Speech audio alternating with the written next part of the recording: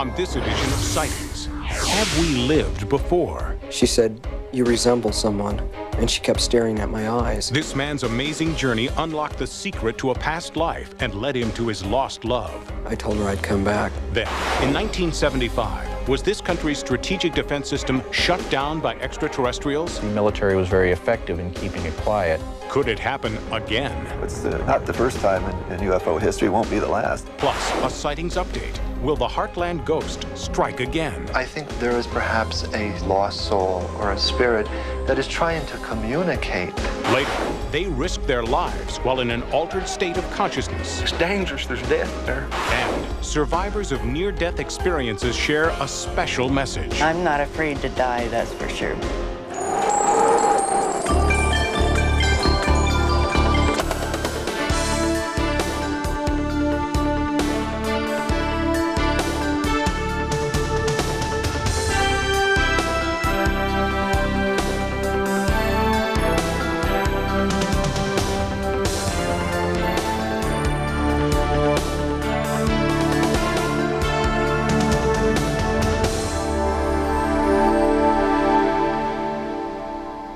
Welcome to Sightings. I'm Tim White.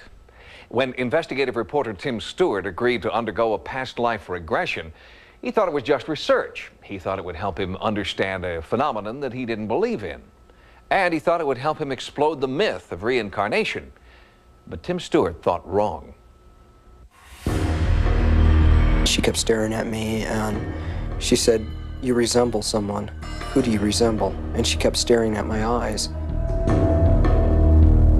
He arrived in a place he'd never been before and felt that he was home. He met a woman he didn't know, but his heart told him something different. Was it imagination, wishful thinking, or was it the end of a journey he was destined to take? Well, I think with a logical mind, being a scientist, where I'm coming from is what didn't add up. I just discounted. Tim Stewart's strange journey began here in Albuquerque, New Mexico. A computer scientist by day, Stewart pursued his first love, journalism, as a freelance reporter. My wife used to tell me that 2 plus 2 didn't always have to equal 4, but to me it has to, you know, and so I like to have proof. As far as paranormal and stuff like that, I wasn't that much into it. But when Stewart was hired to write a series of articles about the paranormal for a national magazine, everything changed. I was assigned several different topics, and one of the topics happened to be past life therapy. As part of his research, Stewart became his own guinea pig. He underwent several hypnotherapy sessions with regressionists Elsa LaFlame and Irene Larison. He felt if he was going to write about it, he wanted to know what the experience was, so that as a writer he could interpret it and write about it in the first person. The more you go under, the clearer things become. The very first time you go under, the second time, things become hazy, they're not as clear, you're doubting yourself. But the fourth time Tim Stewart was hypnotized, the unimaginable happened. The impartial reporter began revealing very personal details about a man who had died before Stewart was born. I knew that I grew up in a town called Allentown, Pennsylvania. I knew that I had brothers, and it was still bits and pieces of a puzzle. He started coming out with some very good information. He started coming out with names, with places, with descriptions.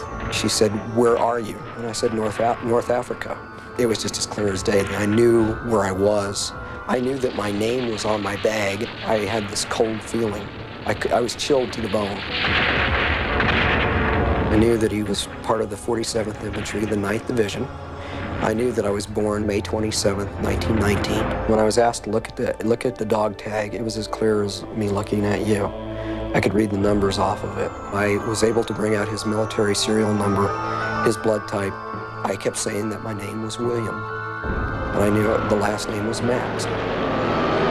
Under hypnosis, a portrait of William Max emerged. He was a soldier, husband, and father, born in 1919 in Allentown, Pennsylvania. But was there really a William Max? I called the Allentown Library, and we got a hold of the gentleman who is head of genealogy. And he had told me he would look into it. A A month later, Stewart received a letter from the library. Enclosed was the obituary of a man named William Max and his photograph. I opened it up, and there was William's. It was just a black and white, but still, there was an uncanny resemblance to me. And I started crying. And I don't know why, but I did. You know, it was too much. Tim Stewart continued to undergo hypnosis, and the memories became even more real. Every time I went under hypnosis, I felt like something was wrapped around my forehead. I felt like you could literally reach inside my torso. I felt that my left leg, there was something wrong with my left leg. Vision after vision proved correct. The grave marker he recalled under hypnosis was confirmed by the Pentagon. So were his dog tag numbers. And then, as Tim Stewart filled in more of the everyday details of Max's life, he says he began to feel his soul as well. I kept talking about this woman in England. I knew her name was M, and Irene asked me and came right out. She said, "Do you know this woman now?" And I said, "Yes." And I said, "She's my wife, Babette." It was a strange recognition. Tim Stewart looked into the eyes of his wife and saw the reflection of William Max's long-lost love. I think things that are unfinished in one lifetime, you're given an opportunity to finish in the next. When Babette was regressed, her first recollections mirrored those of her husband. It feels like daydreaming. It's sort of like watching an old film in your head. But then, Babette began to reveal new details. A passionate but short-lived love affair in London that ended with Max's death. For a long time, she really didn't even know that he was dead. She just assumed that he just never wanted to come back. She loved him, and I think in a lot of ways she was very bitter because he never came back. And no one could really tell her what had happened to him. She was beautiful. She was as beautiful as my wife is now. And she just, the eyes is what it is. It's the eyes, I guess. Babette also recalled a name, Emily Ellison. Tim Stewart discovered that there was an Emily Ellison who had lived in London, the daughter of a prominent family. Members of the family were featured in many society columns of the day, but Emily was strangely absent. In a lot of ways, she was very rebellious against the money and the power and the seclusion. Her father was very strict, very controlling of her life and everything that she did. When they met in England, I fell in love with her, and I was going to marry her, and I was going to come back. I told her I'd come back, but I never came back. William Max died in North Africa in 1943. But did he keep his promise to Emily that he would come back? Tim Stewart, the once skeptical reporter, believes Max did keep his promise, and that Tim Stewart was destined to fall in love with Babette because she carries the spirit of Emily within her. We never really lose each other. Many people are afraid of death, and they're afraid of either losing someone close to them or being lost. And this story really shows how you really don't lose the people that you love and the people who are close to you. Researching the life and death of William Max was just the first part of Tim Stewart's incredible past life journey. By a strange coincidence, Tim Stewart met William Max's family. It happened when William Max's sister-in-law stopped Stewart, a total stranger, on the street, and said he looked familiar. Coming up, Tim Stewart confronts his past life when he meets the family of William Max. I wanted to meet him. I didn't really believe in him.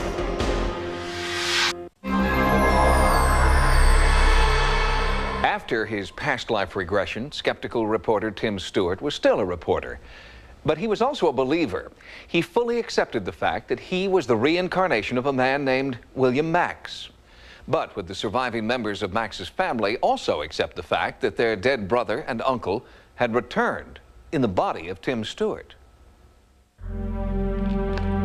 They say that we recognize each other through our eyes. Our eyes are the window to the soul. And Babette, whenever I'm hurting or I don't feel right, if she just looks me straight in the eyes, it's wiped away. Tim and Babette believe their love is eternal, that they continue the love William and Emily could not finish. Every Christmas, Under the Christmas tree, there's always a present from William to M and from M to William. Last year, it was something as inexpensive as, I think, a 75-cent English coin that dated 1943. And it had to be something to link to that life. Babette's past life is only one link in a chain of strange events that culminated in Tim Stewart's visit to Max's hometown in Pennsylvania. He hadn't been in Allentown since he was 4 years old. I went back for a funeral, and I mean, probably would have never went back to Pennsylvania, but Uncle Charlie happened to be one of my very favorite uncles. And I was with another aunt and uncle, and we were in the car right behind the hearse, and we happened to pass over a railroad track. As soon as we got to the railroad tracks, Tim said, "This seems like I've been here before." He says, "I really feel like I've been here." Tim had to get out of the car. Someone or something was pulling him in strange directions. It was like, literally the hair on the back of my neck stood on end. With an unsettling mixture of fear and déjà vu, Tim Stewart rejoined his family and met a momentary stranger. We had a funeral that day, and Bernice brought Tim and introduced me to him.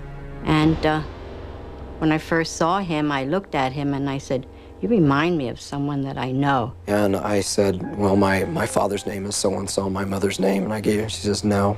No." I think he reminded me of William from the eyes, the forehead, and the hairline. At the time, I didn't put it together. And then she introduced herself as Thelma Max. And at that point, I asked her, was she related to William? And she said, yes, I was his sister-in-law. Thelma Max is the widow of Jerome Max, William's eldest brother. She and her children are the last surviving members of the Max family. They approached Tim Stewart with skepticism. Tim told us the story of what he had been working on, and I still didn't believe it. I didn't believe it. But Thelma and her children agreed to take Stewart to the Max family plot. On the way, they quizzed him and challenged his knowledge of the family. They kept asking me about William's mother.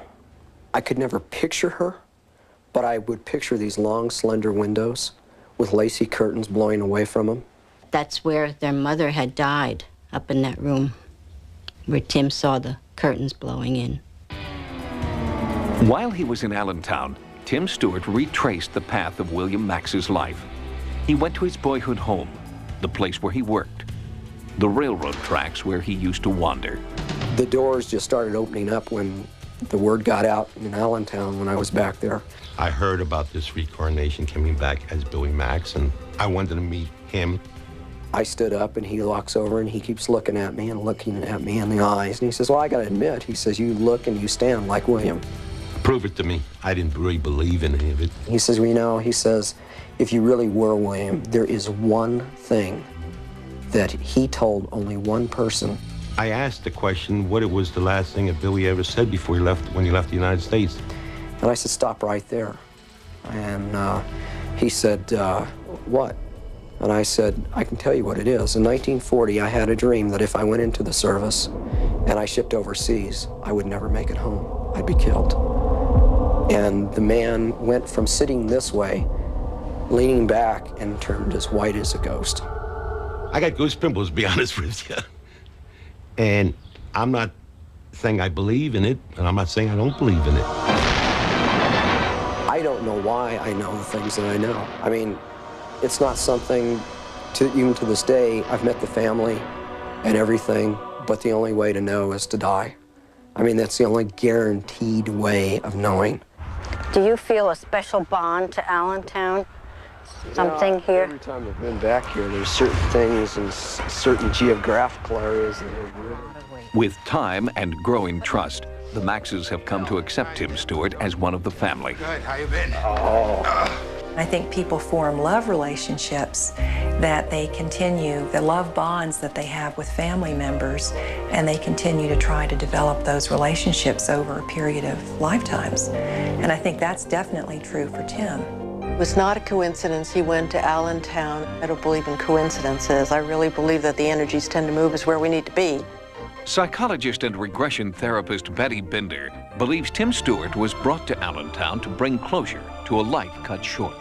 An individual who died in World War II, came back very quickly, and has a strong desire to complete something or find somebody. Babette thinks she knows who William Max is trying to find. During her regressions, Babette has seen Emily with a baby. I thought that they had had a child together and that he had never known that the child existed. It also came out during one of my regressions that she had died before the child was very old. Was a son, and she called him David. If there was a David, his father and mother were dead before he was 1. Where this war orphan is 50 years later is one mystery Stewart can't solve. My gut feeling is if the child made it through the war, that more than likely he's alive and well, probably living in England. Tim Stewart continues to use his reporter's instincts to search for clues about David, the son that would be older than he is. I guess there's sort of a fear to find this person and be rejected by them. On the same hand, there's like a nurturing aspect where you want to find them to make sure they're okay. What started as just another job, one more magazine article to write, has become a lifelong quest. Tim Stewart feels he must find William Max's child.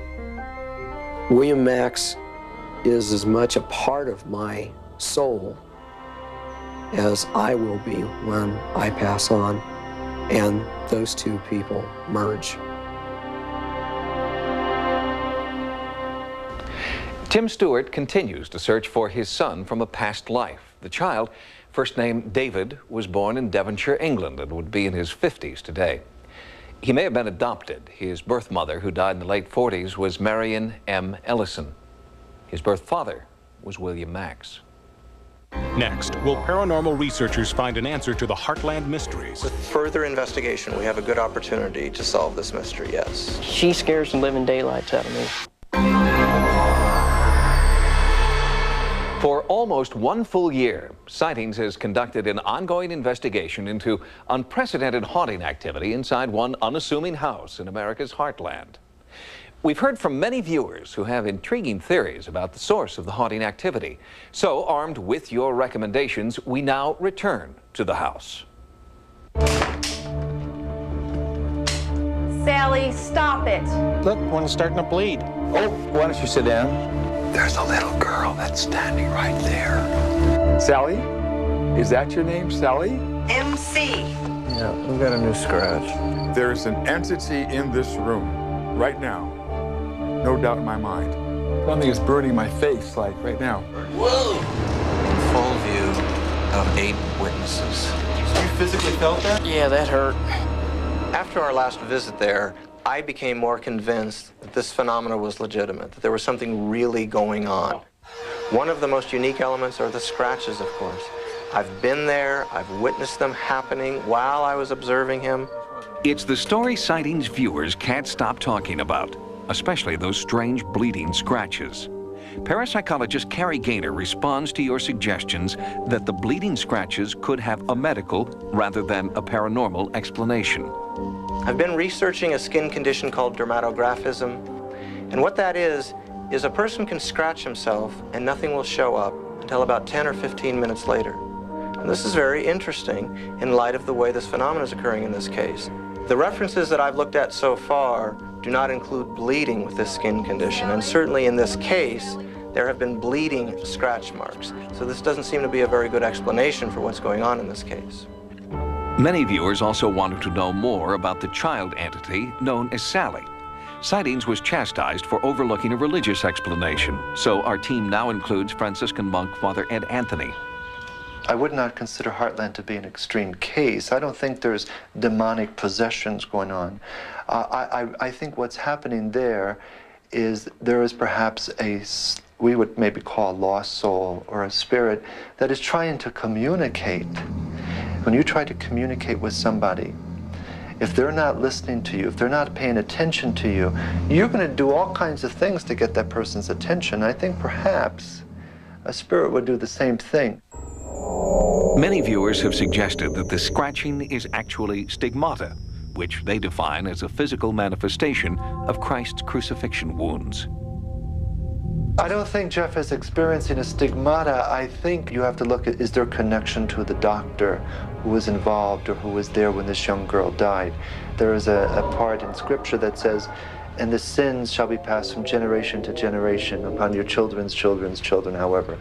You know, what happens is it can jump over generations. Things can manifest themselves or things can become present generations later. I've heard of these things happening, and I think that you can find a psychological reason for it all the time. Not to say that there may not also be a ghost or an entity or some kind of spiritual explanation that goes along with it. But I think there's also a psychological connection. Psychiatrist Dr. Carol Lieberman agrees with many Sightings viewers that there is a psychological explanation for the haunting activity. Something about Pam and Jeff makes them more susceptible to haunting activity. Some people believe that ghosts don't just attach themselves, or entities don't just attach themselves to anyone, or don't just come in at any time. That people, the more open a person is, in various ways, vulnerable or open in a positive way, the more they're likely to affect them. If we just drop our skepticism just for a moment, and as a researcher, I'm not really allowed to do that, but there's a real human angle here, and that is a man's being terrorized. Something is happening to him without his say, without his control, and he's got to be thinking to himself, well, if this could happen, what else could happen? She scares the living daylights out of me. If I had to come up with one global explanation to include the whole family psychodynamics, as well as the spiritual entities that may dwell there, I would say that it has to do with a lot of anger directed at father figures for abuses that have gone on through the ages, with the anger at fathers or father figures. These expert opinions are important, but as long as Jeff and Pam remained in the house, the entities didn't appear to pay any attention to expert opinion. Now, a new family lives in the house. So far, they've experienced no haunting activity. When I go around town, everyone asks, when I tell them where I'm living, they start talking about it, and they tell me I've heard so many stories, and I was surprised that there's so many people that believe this stuff. If the activity continues in the house with the new family, then what we have is a traditional haunt. And the people coming into the environment might bring that phenomena out. So it's even possible that somebody could live there and nothing would happen. If, on the other hand, it follows the family to their new home, then we have a haunt, really, that seems to be centered around an individual. Jeff. You're being asked to help Sally. The danger sometimes comes in, I think, with things like this, when we refuse to do that. You asked me earlier if there is any physical possibility of any physical danger or harm. I think there could be. With further investigation, we have a good opportunity to solve this mystery, yes. I think we have a pretty good chance. While the house is quiet now, both Carrie Gaynor and psychic Peter James believe there are two spirits, one good and one bad. There is also reason to believe that Sally, the so-called bad spirit, may have followed the former residents to their new house. We'll keep you updated. Coming up, did extraterrestrials sabotage U.S. missile sites? An object managed to change the tracking numbers on the missile. Then, altered states of consciousness may keep them alive. And later, back from the dead with messages of hope. Sightings has in its possession authenticated Defense Department memoranda, which state in no uncertain terms that military personnel sighted UFOs over 3 different nuclear weapons storage facilities in 1975. At least one missile was compromised by what one DoD memo describes as clear intent. Ufologists believe that the damage was much more extensive and that our entire nuclear arsenal could have been the victim of extraterrestrial sabotage. In the 1960s and 70s, these images of a vast underground security network allowed America to sleep at night, a security blanket of nuclear weaponry poised at the ready.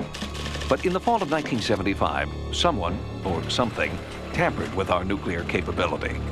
Supposedly infallible systems were incapacitated. An unknown force was at work. Military personnel observed it, but could not stop it. Security was breached at 3 U.S. nuclear installations. At each base, eyewitnesses reported seeing unidentified craft hovering above nuclear storage facilities. The speed it took off with, I've seen F-16s fly high rates of speed. And this was here and gone from a dead still hover. One of the installations was here, Wurtsmith Air Force Base in Oscoda, Michigan.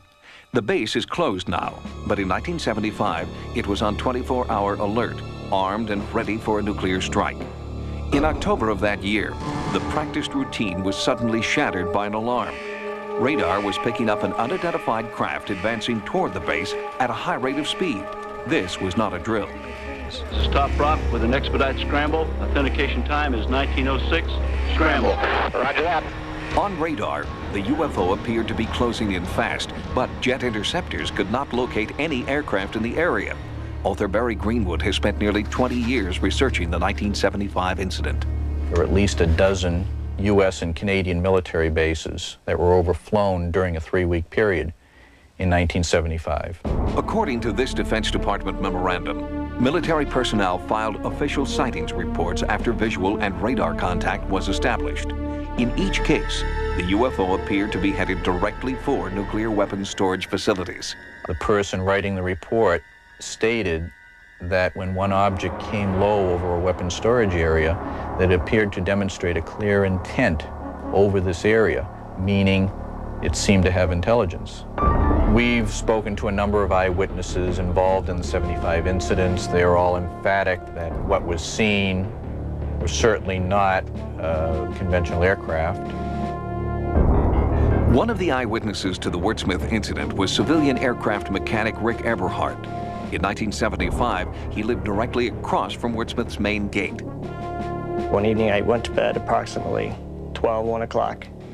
I was awakened in the morning by a bright, glowing orange colored light that was coming in through our sliding glass doors. Bright orange, glowing orange, fluorescent orange.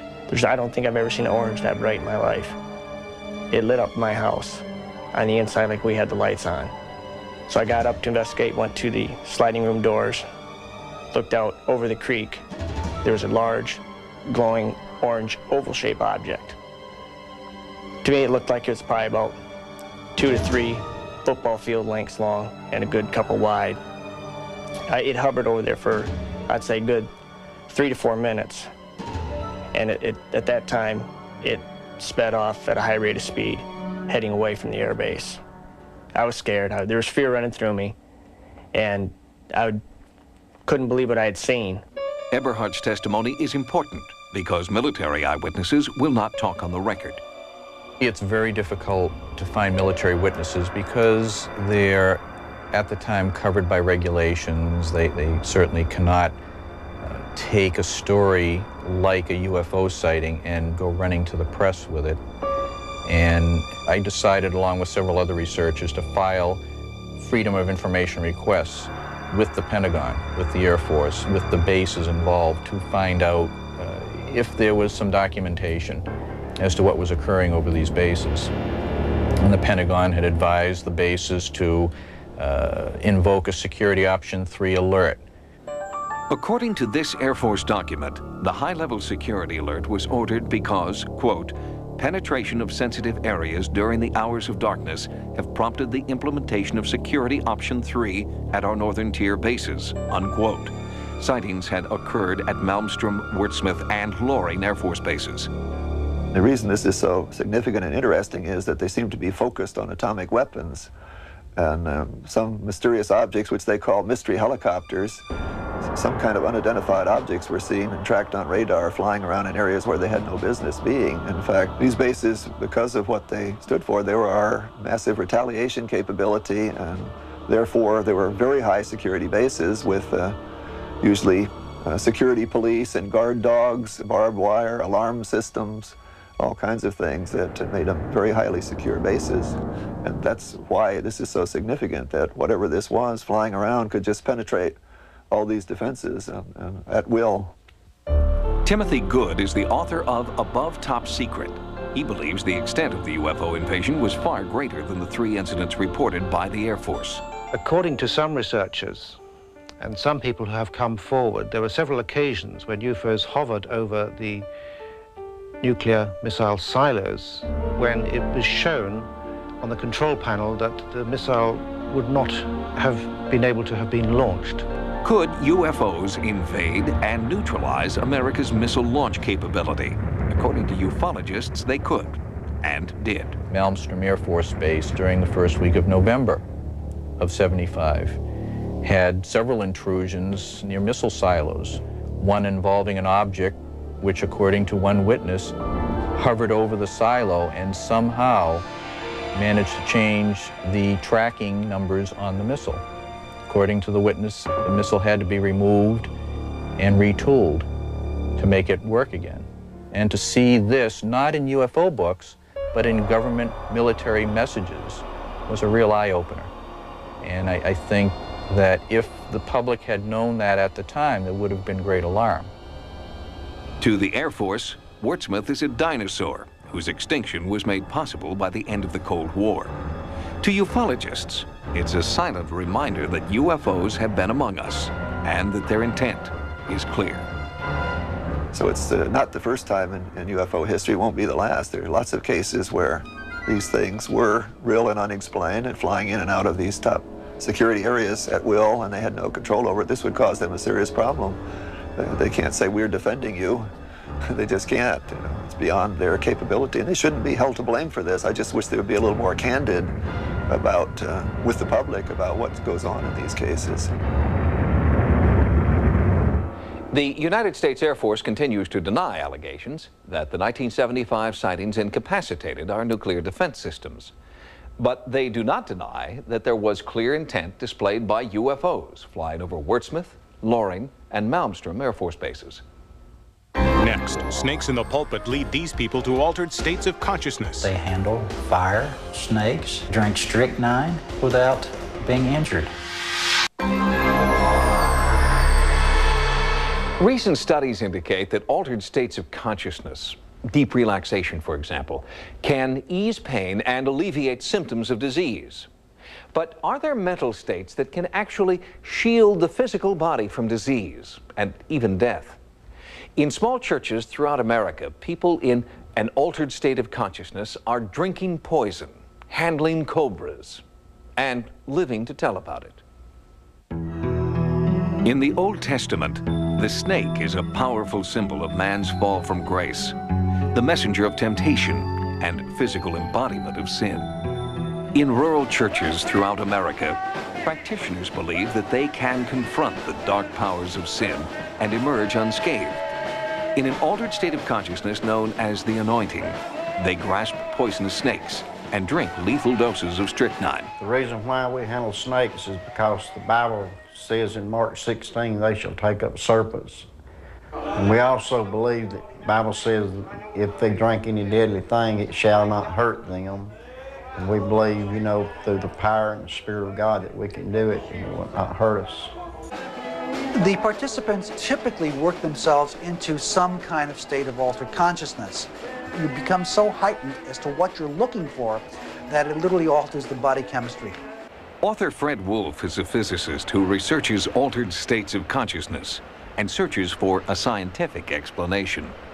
If you're doing something very extraordinary, I believe that there will be a change in your body chemistry, there will be a change in your neurophysiology, there'll be a change in the way your brain is functioning, over and beyond the normal way that your brain would function. Skeptics charge that the rituals are fake, that the snakes are not always venomous, and the strychnine is so diluted it could not be lethal. But independent tests have shown that the venom and poison are.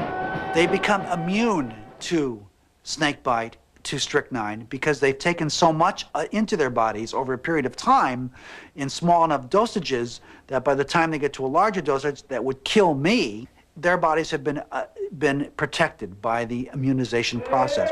But for the devout, there is only one explanation for their immunity: faith in the power of God. In this home video from eastern Kentucky, practitioner Grace Holland appears to drink strychnine and handle fire while in the throes of a religious ecstasy. The most fascinating thing to me about this religion is they handle fire, they handle snakes, they drink strychnine, they get through this without being injured. It's absolutely unbelievable to me. Most of the snake churches are located in rural areas of Appalachia and the Deep South. Services aren't advertised because the use of snakes in the pulpit is outlawed in most localities. Practitioners often worship in defiance of the law or go to places where snake handling is allowed, like this church in Kingston, Georgia. If the Lord is with you, you're not afraid at all. When I get the sensation to pick up a serpent, it's just, you can feel it go right through your hands and out your feet. I mean, it's wonderful. It's a protecting spirit that you feel all about you. Religious historian David Kimbrough has researched the practices of Pentecostal snake handling churches for 10 years. Snake handling is extremely dangerous. Since I've been doing my research, studying this movement since 1910, I have found 73 deaths by snake bite, 5 additional deaths by people drinking strychnine. So I think that tells the story that it's a very dangerous concept. When you reach in that box, you know that you can be taken out of this world. Primarily we use copperheads and cottonmouths and rattlesnakes, and occasionally we get cobras and coral snakes too. And the most dangerous, I would say, would be the rattlesnake. Obviously, this is a very dangerous practice, and we don't encourage nobody to do it, you know. As a matter of fact, we discourage you to do it unless you're anointed by the Spirit of God. I'm very fearful of snakes, but when the anointing's on me, it don't bother me one bit to pick them up. You ain't got the Lord in you, you better leave it alone. And it's dangerous, there's death there. Sightings presents this report as an example of the effect of altered states on some people some of the time. There have been deaths. In fact, one of the members of the Georgia community in this report has recently died after being bitten by a rattlesnake in church. Never assume that you are safe. Never pick up a poisonous snake. Up next, a near-death experience transforms a life. This being of light approached me, and I was told that it's the little things that we do that lead to good.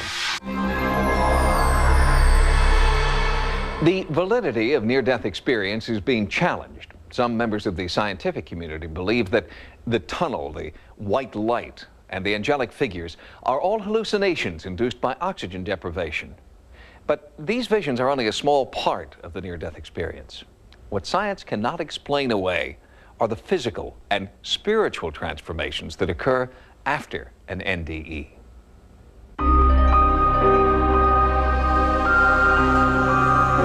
They claim to have walked through the invisible door between this world and the next and have glimpsed life after death. But before they take the final irretrievable step into oblivion, they are pulled back for a purpose, and then transformed by what is called the near-death experience. Before I had the near-death experience, I was not a good person at all. I was fearful, materialistic. I was a high-pressure guy after a lot of bucks. I was just lost. I was totally depressed, totally sick, couldn't put one foot in front of the other. Sandy Green fell into a deep depression after her husband of 26 years asked for a divorce. Shortly after, she was diagnosed with cancer. It was during a radiation treatment that she had her NDE. My angels took me out into the white light. It just pulsated with the brightest light, and it was love. It was pulsating love. The nice thing I remember is there was no pain. I received the energies and the knowledge and the help to learn how to become well if I wanted to go back and learn how to save my life and then teach others how to do it. I would have a loving life again. And boy, is that powerful for a person like me who lost everything. Sandy was transformed emotionally and physically. Working with Orlando's Getting Well program, she beat her cancer. Anger stops my creativity. It actually increases my tumor markers. Her physician, Dr. Peter Goulden, has charted Sandy's remarkable recovery. When we see that happen, we try to pin that down by something we've done as the profession. Was it that radiation that we gave? How about the chemotherapy, etc.? And a lot of times we don't have an adequate explanation for why things got better. And so, who knows? Sandy has returned to her nursing career with a new mission. She is the founder of Hope and Recovery, a program which provides home care for cancer patients. I try to sell them on the adventure because mine has been an adventure, not the trials and tribulations of cancer, but my adventure. Hope is believing that anything is possible. Hope was not a word in Angie Fenimore's vocabulary when she had her NDE after a failed suicide attempt. I really had some feelings of self-doubt, thought I was a bad mother and a bad wife, and I decided I was just going to end my life, but I had no other choice. Angie took an overdose of pills and slit her wrists to end the pain, but there was no comfort in death. I started looking around for a tunnel of light like I'd, heard about, and there was nothing there except for darkness. And I heard the words, "Is this what you really want?" And in the time that it took for me to hear those words, this being of light approached me. I was filled with truths and with pure knowledge, pure understanding of how life works. And I was told that it's the little things that we do that lead to good and light in the world. After my near-death experience, I could see clearly how I had created the problems in my life and quite easily how they could be avoided. For Angie, the experience revealed one supreme truth that transformed her life: the overwhelming power of love. Not love in the usual personal sense, but a kind of universal love. It's easy to understand why people speak in this way, though, because it's exactly that they feel filled with during their NDE, and they can't help radiating it afterward. But that's it. It's love. It was just that love and serenity, just I can't put it in words what it was like, but it was beautiful. Dee Wagner was a heroin addict and an unfit mother, according to the court that took her daughter away. But then Dee had an NDE. Before her near-death experience, my mom had no respect for herself. She was into her partying and her drugs and her dealing, and it was more like I was the parent in our relationship. I always took care of my mom. After my mom's near-death experience, she turned into a person that's loving and caring and has respect for people and herself. I have a relationship with Tanya again, and it's a pretty good relationship. People that know me say that I'm different as night and day, made a 180-degree turnaround. And I'm not afraid to die, that's for sure, because I got to get a glimpse of where I would be going. And I'm glad I have a second chance, because when I do go, I'll be going clean and sober. Sandy, Angie, and Dee continue to spread their message of universal love. They believe that everyone is capable of personal transformations without having to endure a near-death experience. Sightings has expanded its America Online area. Keyword Sightings when you log on for access to Sightings stories, images, and events. To subscribe to America Online, call 1-800-591-3344. And you can still reach Sightings 24 hours a day at 1-900-933-7444. Until next time, remember, no mystery is closed to an open mind. For Sightings, I'm Tim White.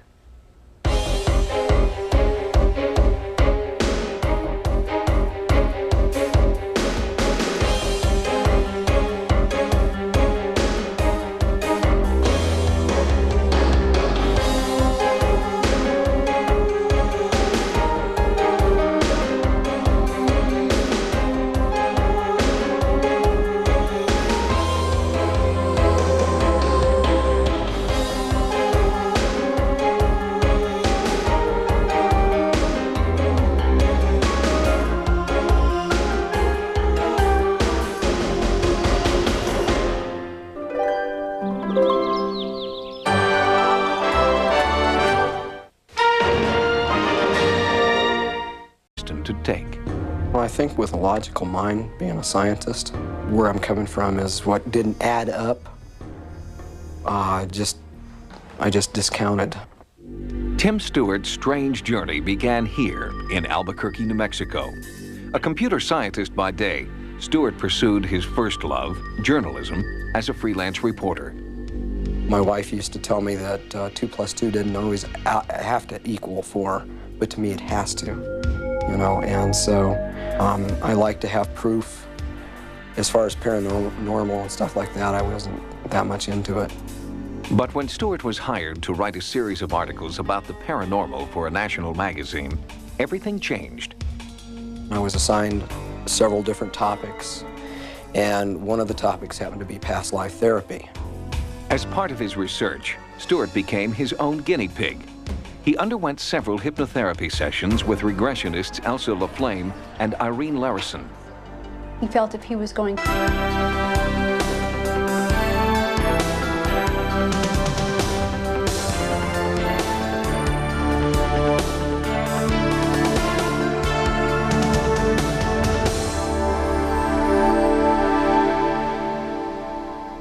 Welcome to Sightings. I'm Tim White. When investigative reporter Tim Stewart agreed to undergo a past life regression, he thought it was just research. He thought it would help him understand a phenomenon that he didn't believe in. And he thought it would help him explode the myth of reincarnation. But Tim Stewart thought wrong. She kept staring at me and she said, "You resemble someone. Who do you resemble?" And she kept staring at my eyes. He arrived in a place he'd never been before and felt that he was home. He met a woman he didn't know, but his heart told him something different. Was it imagination, wishful thinking, or was it the end of a journey he was destined? I knew that he was part of the 47th Infantry, the 9th Division. I knew that I was born May 27th, 1919. When I was asked to look at the dog tag, it was as clear as me looking at you. I could read the numbers off of it. I was able to bring out his military serial number, his blood type. I kept saying that my name was William, and I knew the last name was Max. Under hypnosis, a portrait of William Max emerged. He was a soldier, husband, and father, born in 1919 in Allentown, Pennsylvania. But was there really a William Max? I called the Allentown Library, and we got a hold of the gentleman who is head of genealogy. And he had told me he would look into it. A month later, Stewart received a letter from the library. Enclosed was the obituary of a man named William Max and his photograph. I opened it up and there was William's. It was just a black and white, but still, there was an uncanny resemblance to me.